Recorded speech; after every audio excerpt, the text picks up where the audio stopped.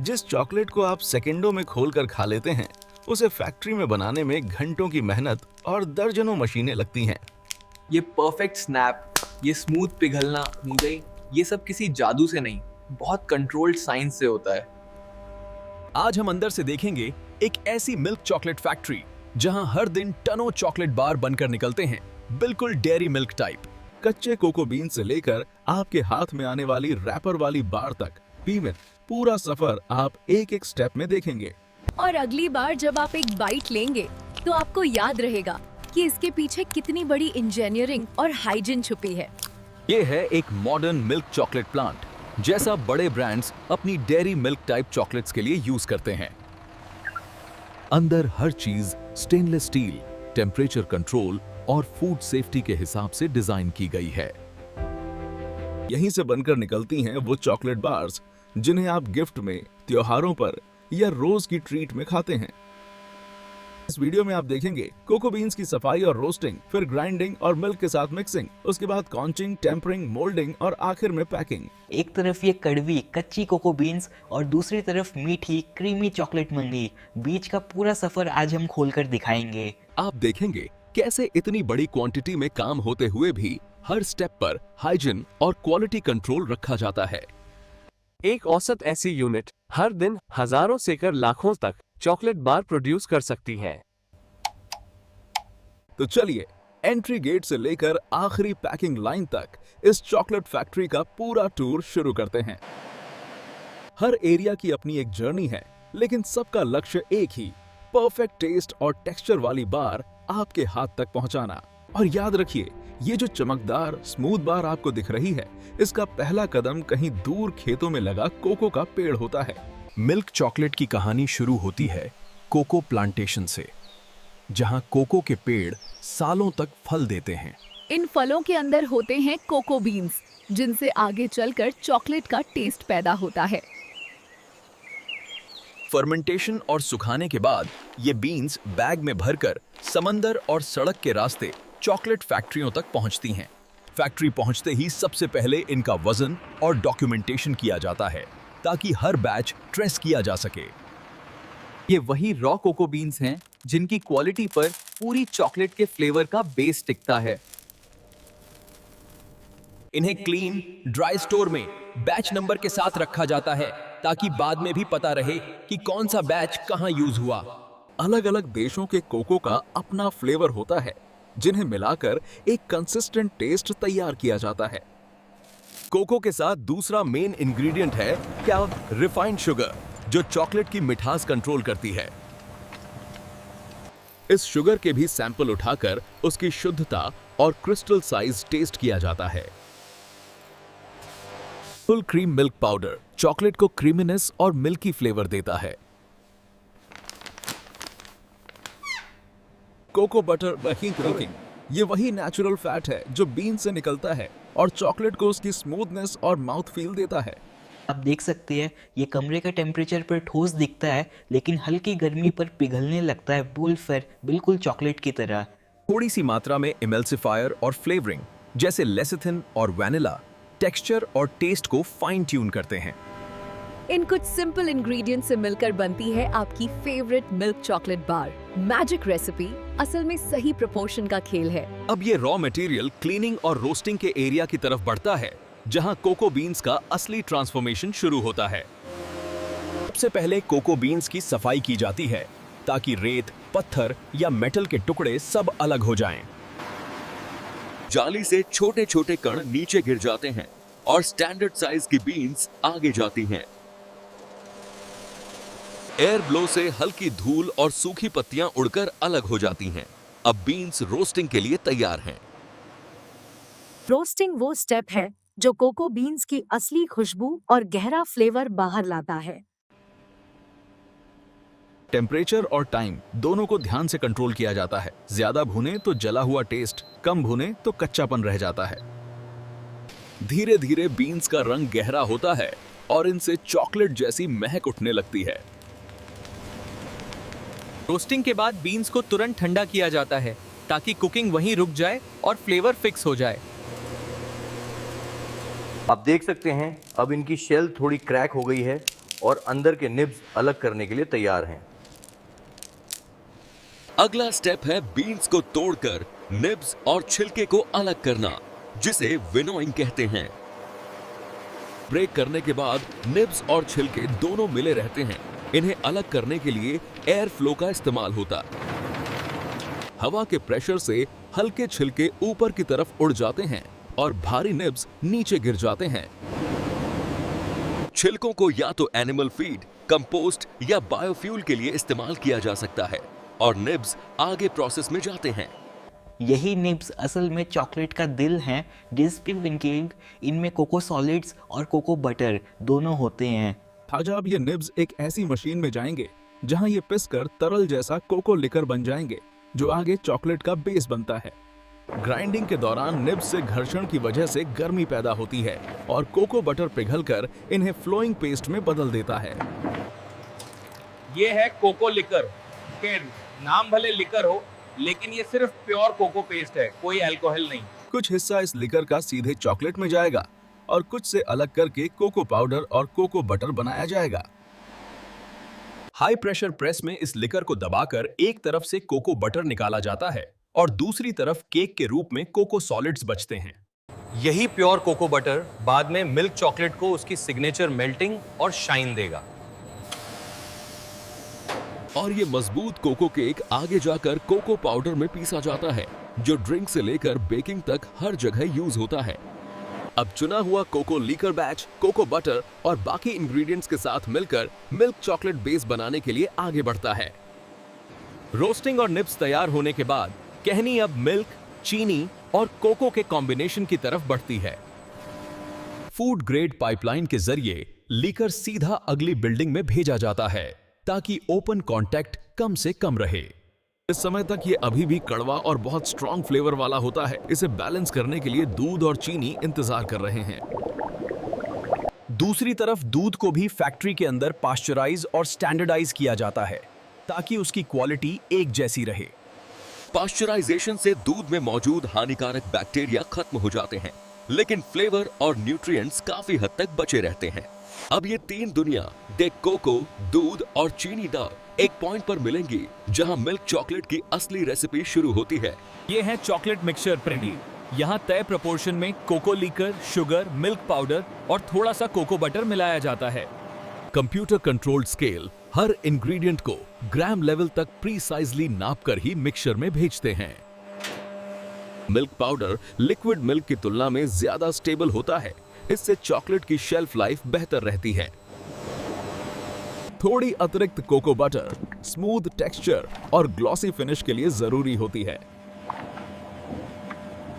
शुरुआती फेज में ये सब मिलकर एक मोटा दानेदार चॉकलेट पेस्ट बना देते हैं, जो अभी भी काफी खुरदुरा होता है। स्पीड और टाइम दोनों इस बात पर डिपेंड करते हैं कि आगे रिफाइनिंग में कितना फाइननेस टारगेट किया गया है।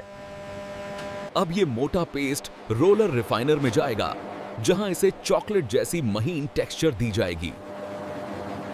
ये मल्टी रोलर रिफाइनर चॉकलेट के पार्टिकल साइज को कुछ माइक्रोन तक कम कर देता है, जो माउथ में ग्रिटी फील हटाने के लिए जरूरी है।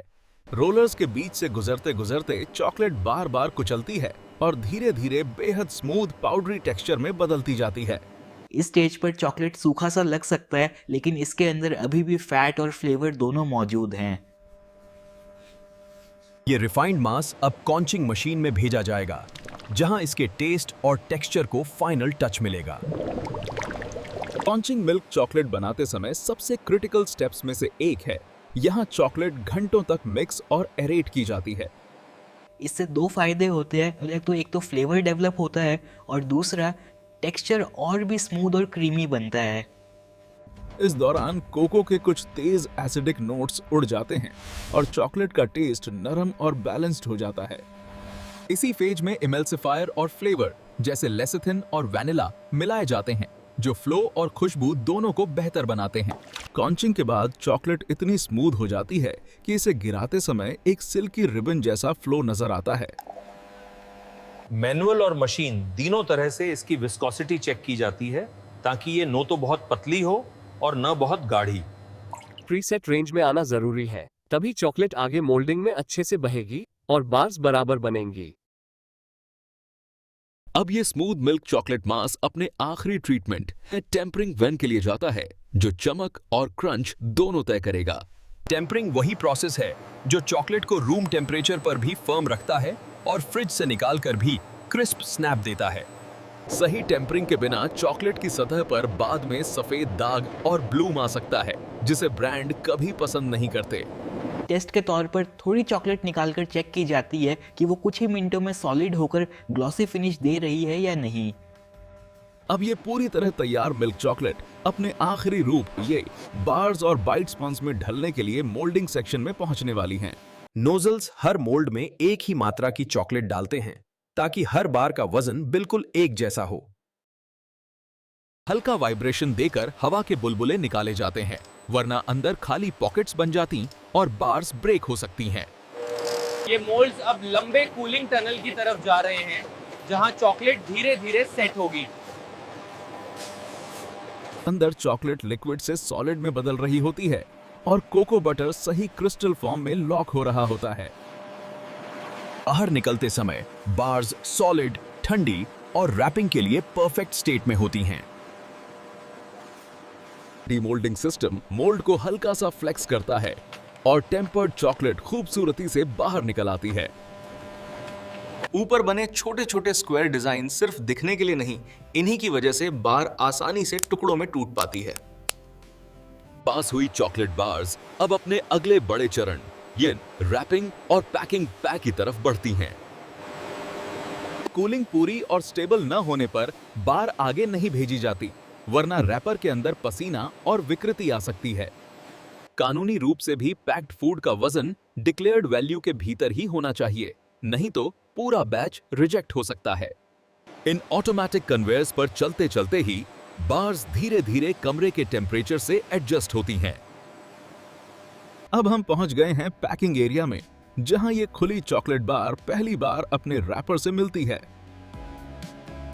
पैकिंग एरिया का हाइजीन स्टैंडर्ड और भी सख्त होता है, क्योंकि यही वो जगह है जो सीधे आपके हाथ तक जुड़ी है। इन फास्ट पैकिंग मशीनों की स्पीड इतनी होती है कि हर मिनट सैकड़ों बार्स रैप हो सकती हैं। रैपर पर ब्रांडिंग के साथ साथ इंग्रेडिएंट्स, न्यूट्रिशन फैक्ट्स और मैन्युफैक्चरिंग डिटेल्स भी प्रिंट रहती हैं। रैपर बार के चारों तरफ पूरी तरह फिट होकर टाइट सील बनाता है, ताकि हवा और नमी अंदर न जा पाए। अब ये बार्स सीधे हाथ से टच नहीं होंगी, आगे की सारी हैंडलिंग या तो मशीन या आउटर बॉक्सिंग लेवल पर होगी। अब ये इंडिविजुअल रैपर वाली बार्स बंडल बनकर बड़े कार्टन में जाएंगी, जो शॉप तक पहुंचने से पहले का आखिरी स्टेप है। सेकेंडरी पैकिंग में कई बार्स को एक साथ कार्टन या मल्टी पैक में रखा जाता है, ताकि ट्रांसपोर्ट और स्टोरेज आसान हो सके। फिर फ्लैप्स को अपने आप बंद करके हॉट मेल्ट ग्लू या टेप से मजबूत सील दी जाती है। हर बॉक्स पर बैच कोड और तारीखें प्रिंट की जाती हैं, ताकि किसी भी दिन का प्रोडक्ट बाद में ट्रेस किया जा सके। मास्टर कार्टन को पैलेट पर स्टैक करके फोर्कलिफ्ट से मूवमेंट आसान बना दिया जाता है। स्ट्रेच रैप पैलेट को स्टेबल रखता है, ट्रांसपोर्ट में झटकों से कार्टन्स इधर उधर नहीं होते। हर पैलेट का डेटा सॉफ्टवेयर में लॉग होता है, कौन सा बैच, कितनी क्वांटिटी, कौन सी डेट को प्रोड्यूस हुआ। वेयरहाउस में टेम्परेचर और नमी कंट्रोल रहती है, ताकि चॉकलेट पिघले नहीं और ब्लूम न आए। वेयरहाउस में भी समय समय पर कार्टन खोलकर रैंडम इंस्पेक्शन किया जाता है, ताकि टेम्परेचर या हैंडलिंग से कोई डैमेज न हो।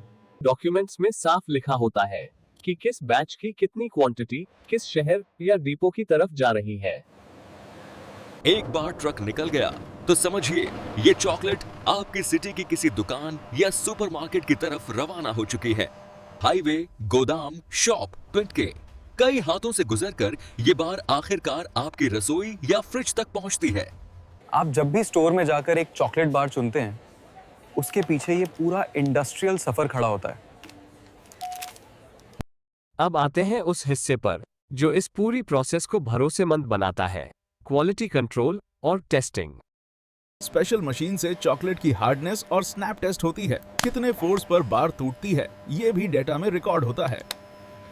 माइक्रोस्कोप से कोको बटर के क्रिस्टल स्ट्रक्चर को चेक किया जाता है, सही टेम्परिंग में एक स्पेसिफिक पैटर्न दिखता है।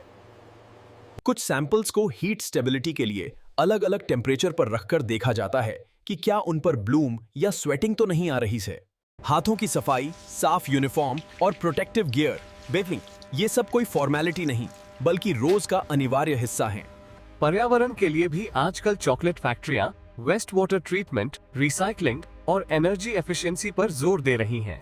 आखिर में ये सब मशीनें तभी चलती हैं जब पीछे हजारों वर्कर्स, टेक्नीशियन और इंजीनियर मिलकर इन्हें संभालते हैं। चाहे होमवर्क के बीच की छोटी सी ट्रीट हो या एग्जाम के बाद का सेलिब्रेशन, ये मिल्क चॉकलेट बार चुपचाप आपकी लाइफ का हिस्सा बन जाती है। वो क्रीमी टेक्सचर जो सेकंडों में मुंह में पिघल जाता है, उसके लिए फैक्ट्री में घंटों की कॉन्चिंग और टेम्परिंग की जाती है। कोको फल से शुरू होकर रोस्टिंग, ग्राइंडिंग, मिक्सिंग, कॉन्चिंग, मोल्डिंग और पैकिंग तक का ये पूरा सफर हर बाइट के पीछे छुपा रहता है। दौले cocoa beans, nibs, cocoa liquor, milk और चीनी के साथ mixing, refining, conching, tempering, moulding और फिर पैकिंग। अब जब भी आप डेयरी मिल्क जैसी कोई भी मिल्क चॉकलेट बार खोलें, तो शायद आपको इसका इंडस्ट्रियल बैकस्टेज याद आए। रैपर पर लिखे छोटे अक्षर अब आपको सिर्फ टेक्स्ट नहीं लगेंगे, बल्कि एक पूरी फैक्ट्री की कहानी नजर आएगी। दुनिया के अलग अलग शहरों में अलग अलग लोग, लेकिन उनकी चॉकलेट बार का सफर लगभग एक जैसा ही होता है। फैक्ट्री के अंदर ये लाइनें दिन रात चलती हैं ताकि जब भी आप चॉकलेट चाहें, शेल्फ पर एक फ्रेश बार आपका इंतजार कर रही हो। अब आपके पास इस बार का फैक्ट्री वाला सच है, कड़वी कोको बीन्स से मीठी मिल्क चॉकलेट तक का पूरा सफर। अगर आपको चॉकलेट फैक्ट्री के इस अंदरूनी सफर को देखना दिलचस्प लगा हो, तो ऐसे ही और इंडस्ट्रियल सच जानने के लिए चैनल को जरूर फॉलो कीजिए।